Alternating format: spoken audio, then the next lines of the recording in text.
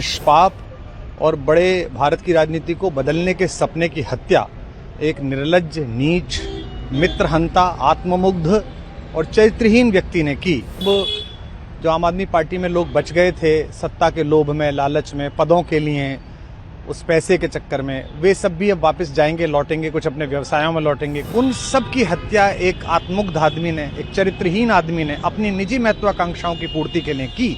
उसको दंड मिला, ईश्वरीय विधान से दंड मिला। सबसे पहले तो भारतीय जनता पार्टी के लोगों को जीत मिली है, उन्हें बधाई, और आशा करता हूं कि जो जनादेश दिल्ली की जनता ने उन्हें दिया है उसकी वो प्रतिपूर्ति करेंगे।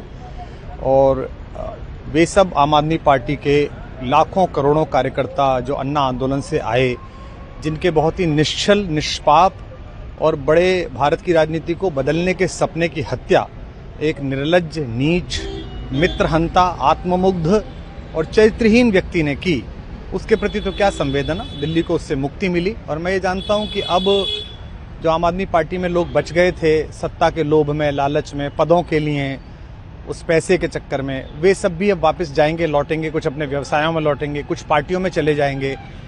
और पतन यहां से प्रारंभ हुआ है उन लोगों का।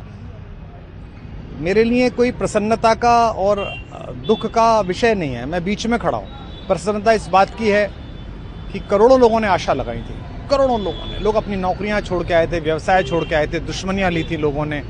उन सब की हत्या एक आत्ममुग्ध आदमी ने, एक चरित्रहीन आदमी ने अपनी निजी महत्वाकांक्षाओं की पूर्ति के लिए की। उसको दंड मिला, ईश्वरीय विधान से दंड मिला। प्रसन्नता इस बात की भी है कि न्याय हुआ।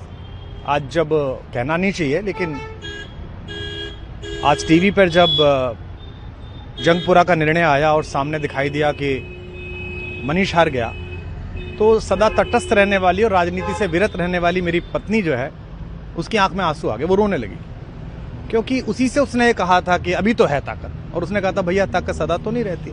तो ये अहंकार आशा करता हूं अगले लोग नहीं करेंगे, जो बाकी दल है वो नहीं करेंगे, इससे सबक लेंगे। और दिल्ली के नागरिकों को मैं अच्छे शासन के लिए बधाई देता हूं। अब भारतीय जनता पार्टी अपने नेतृत्व में सरकार बनाकर दिल्ली के जो दुख थे पिछले 10 वर्ष के, उन्हें दूर करे।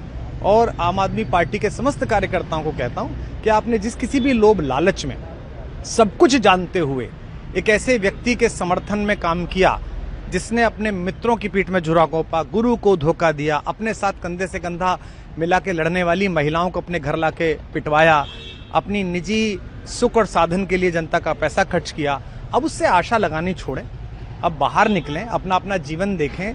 मुझे राघवेंद्र सरकार राम की कृपा मिली, जिनका ये घर है, जिनकी कृपा से मैं यहाँ खड़ा हूँ। मुझ पर कृष्ण कृपा हुई कि मैं इस निर्लज्ज सर्कस से बाहर आ सका।